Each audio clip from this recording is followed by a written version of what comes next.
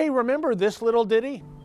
It's not easy being green. Yeah, you have to wonder if Kermit was referring to government agencies using the public dime in the name of environmentalism. The latest screw-up, the province of Ontario's unintentionally funny rollout of electric car charging stations, a project that essentially boils down to 3 words: failure to launch.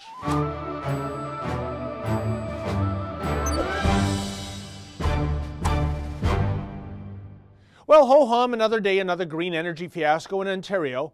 Recently, Sheila Gunn-Reid highlighted how numerous federal government departments in Ottawa have spent millions on electric car charging stations that are apparently only being used as photo ops as opposed to actually, charging electric cars.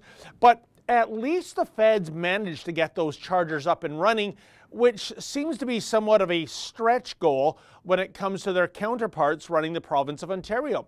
Consider the incredible expose by Jenny Yoon in the Toronto Sun. Here's the deal, folks. The Wynne Liberals announced plans in 2016 to spend $20 million on a network of 500 charging stations for electric vehicles across the province.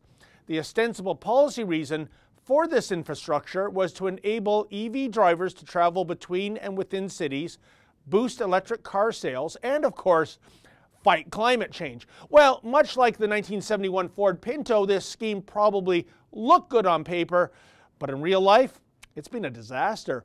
Because as Yoon points out, instead of a reliable, affordable network of charging stations, just over half the charging stations that were supposed to have been constructed by last March have actually been built. And most of those new charging stations are concentrated in downtown Toronto and the GTA, an area that is already saturated with charging stations. As you might recall, most of those chargers were supposed to be located on provincial highways between cities. That's where the Liberals originally said they were needed. Wow, talk about range anxiety. And it gets worse. Of the charging stations that have been built, users complain that the software is already outdated, the machines are often broken and overpriced, and the company running these chargers delivers poor customer service. Paul Razuski, founder of the Toronto Electric Vehicle Association, has an idea as to why this might be the case.